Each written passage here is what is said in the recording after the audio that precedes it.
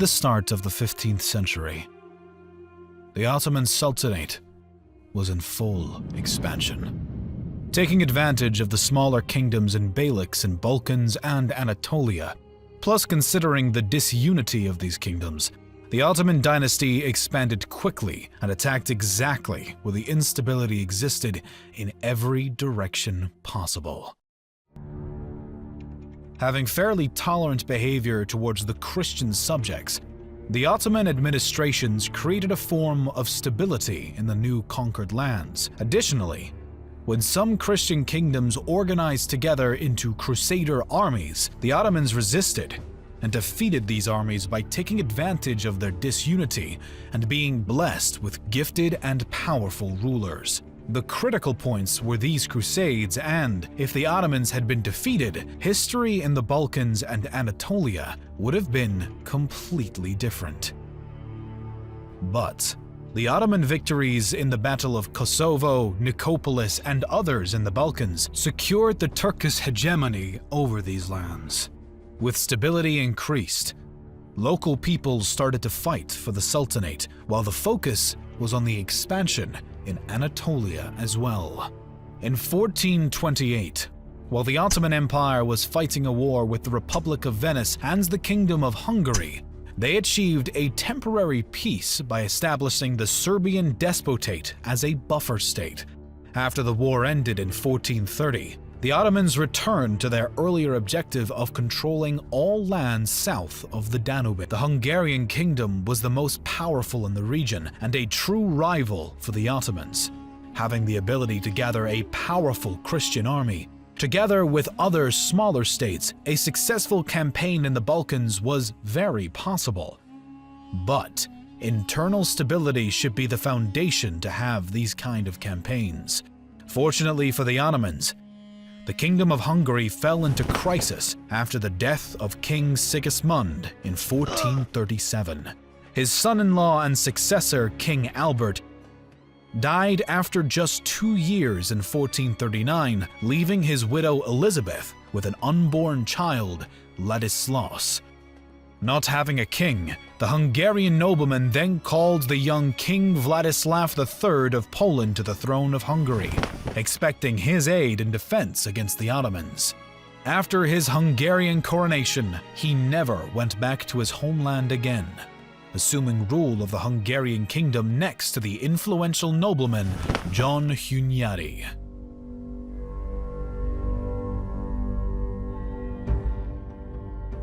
In 1432, Sultan Murad II began raiding into Transylvania, and after the death of Sigismund in 1437, the attacks intensified, with the Ottomans occupying Serbia. At the end of 1439, Sultan Murad succeeded in making Serbia an Ottoman province. Durad Branković, despot of Serbia, fled to his estates in Hungary. In 1440, Murad besieged Hungary's main border fortress Belgrade. After failing to take the fortress, he was forced to return to Anatolia to stop attacks by the Karamanids. By the end of 1442, the new King Vladislav had secured his status in Hungary and rejected an Ottoman proposal of peace in exchange for Belgrade. The Roman Catholic Church had long been advocating for a crusade against the Ottomans, and with the end of both the Hungarian Civil War and nearly a simultaneous one in Byzantium, they were able to begin negotiations and planning realistically. The impetus required to turn the plans into action was provided by Hunyadi between 1441 and 1442. In 1441, he defeated a raid led by Ishak Pasha of Smederevo. He nearly annihilated Mezid Bey's army in Transylvania on the 22nd of March 1442. And in September, he defeated the revenge attack by Shahabeddin Pasha, Governor-General of Rumelia. Branković, hoping to liberate Serbia, also lent his support. In 1441, the Holy Roman Empire and Poland joined the Serbian-Hungarian coalition. On the 1st of January 1443, Pope Eugene IV published a crusading bull. In early May, it was reported that the Turks were in a bad state and that it would be easy to expel them from Europe. War was proclaimed against Sultan Murad II at the Diet of Buda on Palm Sunday 1443. With an army of 40,000 men, mostly Magyars, the young monarch, with Hunyadi commanding under him, took Nish and Sofia, but was defeated at the Battle of Zlatitsa. Between June and August 1444, negotiations for peace were carried out. The Crusaders were not entirely interested in peace, however. Serbia was to be released as a buffer state between the two powers. Having peace at his borders, Sultan Murad wanted to retire, and on the throne was put his son, MacLeod II. MacLeod was young and inexperienced, a fact that was in favor of the Crusaders. Having enemies in the Balkans and in Anatolia, a combined Christian army that was preparing for war, and an unexperienced new sultan, the Ottomans were in a dangerous position. Throughout history, during wars and conflicts, a new king or ruler that did not have the necessary experience in battles and often overconfident in his abilities was frequently a liability for his forces. Usually, the young princes wanted power and fame, and this was Mehmed's chance to prove he was a gifted ruler. But he chose to be more intelligent and left his ego aside. Seeing the danger, he recognized his lack of experience, looked back to his retired father, Murad II. It is not known for sure if this was purely his choice or if he was influenced by his advisors, considering that he was just 12 years old. But he recalled Murad to the throne to lead the army into battle, but Murad refused. Angry of this, knowing that his father had long since retired to a contemplative life in southwestern Anatolia, Mehmed II wrote, "If you are the Sultan, come and lead your armies. If I am the Sultan, I hereby order you to come and lead my armies." It was only after receiving this letter that Murad II agreed to lead the Ottoman army. The number of troops is not exactly known, but it is believed the Ottomans were more numerous than the Crusaders. The mixed papal army was mostly composed of Hungarian, Polish, Bohemian, whose combined armies numbered around 16,000, and Wallachian with around 7,000 forces, with smaller detachments of Czechs, Papal Knights, Germans, Teutonic Knights, Bosnians, Croatians, Bulgarians, Lithuanians, and Ruthenians, and other few Christians. Papal, Venetian, and Genoese ships under Alvise Loredan had blockaded the Dardanelles as the Hungarian army was to advance on Varna, where it would meet the Papal fleet and sail down the coast to Constantinople, pushing the Ottomans out of Europe. The Hungarian advance was rapid. Ottoman fortresses were bypassed, while local Bulgarians from Vidin, Oryahovo, and Nicopolis joined the army. On October 10th, around 7,000 Wallachian troops, mostly cavalrymen under Mirka II, the older brother of the famous Vlad the Impaler, also joined. Late on November 9th, a large Ottoman army of around 30 to 40,000 men approached Varna from the west. At a supreme military council called by Hunyadi during the night, the papal legate, Cardinal Julian Cesarini, insisted on a quick withdrawal. However, the Christians were caught between the Black Sea, Lake Varna, the steep wooded slopes of Franga Plateau, and the enemy. Cesarini then proposed a defense until the arrival of the Christian fleet. The Hungarian magnates and the Croatian and Czech commanders backed him, but the young 20-year-old Vladislav and Hunyadi rejected the defensive tactics. Hunyadi declared, "To escape is impossible. To surrender is unthinkable. Let us fight with bravery and honor our arms. Vladislav accepted this position and gave him the command. Andreas del Palacio states that Hunyadi commanded the Wallachian army, indicating a large Romanian component in Hunyadi's personal army. In the morning of November 10th, Hunyadi deployed the army.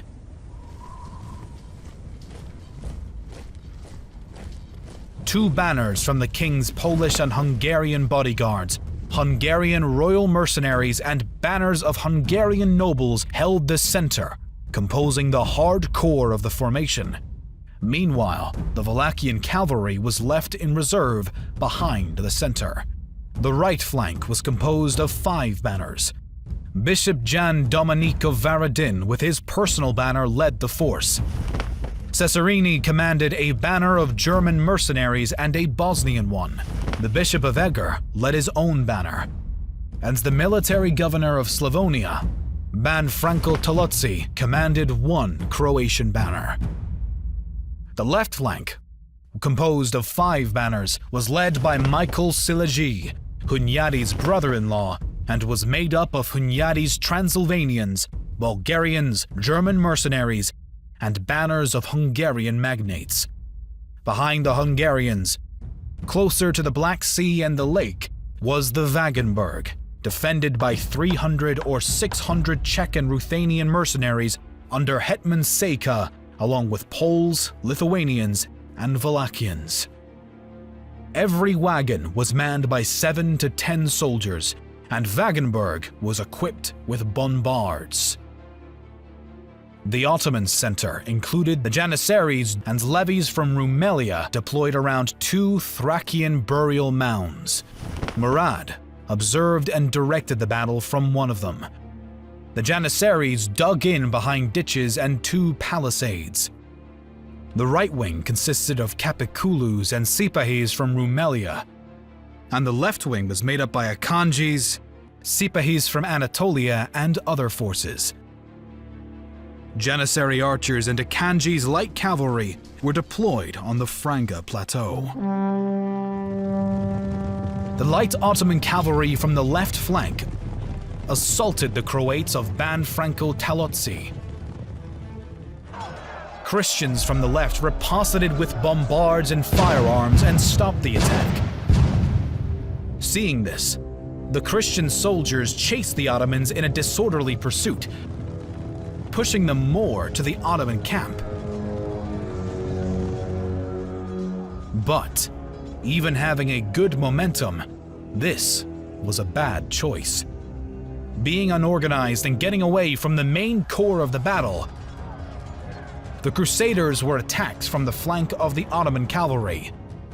Even though they fought bravely, the lack of a good strategy on the Christian right flank proved to be fatal, and the troops retreated in disarray. The Christian right wing attempted to flee to the small fortress of Galata on the other side of Varna Bay, but most of them were slain in the marshland around Varna Lake and the river Devnya, where Cesarani also met his end. Only Ban Tolotsi's troops managed to withdraw behind the Wagenburg. Seeing this initial success, the Ottoman right flank was sent to battle to catch the Crusaders by surprise and to give the final blow. The Ottoman flank attacked rapidly and made contact with the Hungarians and Bulgarians of Michael Silagi. Their push was stopped and turned back. Then Ottoman Sipahis attacked again. Hunyadi, who had been an experienced officer and who had known the Ottomans, decided to help and advised Vladislav to wait until he returned, then advance the 2 cavalry companies. The idea was to go together after the success on the left flank. Hunyadi pushed with his troops, and this seems like a success from which the Crusaders could have won the battle and continued with their march.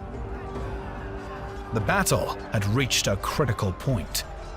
At these moments in ancient and medieval battles, any decision could move the balance from one side to the other. But the young and inexperienced King Vladislav, ignoring Hunyadi's advice, overconfident in his powers, rushed with 500 of his Polish knights against the Ottoman corps. They probably attempted to overrun the Janissary infantry and take Murad prisoner. The push was hard and almost succeeded, but because he did not wait for Hunyadi, his troops were overwhelmed, and in front of Murad's tent, Vladislav fell into a trap.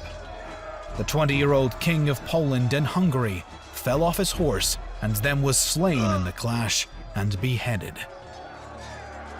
Seeing this, the cavalry troops were demoralized and slowly defeated by the Ottomans. On his return from its flank, Hunyadi tried desperately to push into the Ottoman corps in a last attempt to save the battle and the king's body.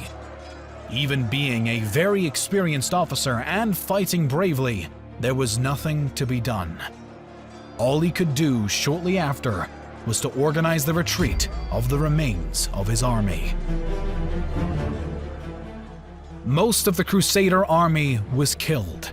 And even worse, the new king of Hungary, who could have led new campaigns leading the Polish, Lithuanians, and Hungarians against the Ottomans, perished in battle. It wasn't just a defeat, but it created more crisis and instability in Hungary and more disunity among the Christians. By doing so, the Ottomans continued their expansion in Greece and Anatolia, becoming even stronger and capturing the final piece of what was left from ancient Rome, the city of Constantinople. The capture of Constantinople was not just important economically speaking for the Ottomans. It symbolized the end of an era, the disunity and betrayal among Christians, and the mistakes of some overconfident rulers and leaders in key battles that could have had a different outcome. Additionally, the Ottomans proved to be smarter and more united in the 14th and 15th centuries, and all these reasons created the base for further expansion in the next centuries.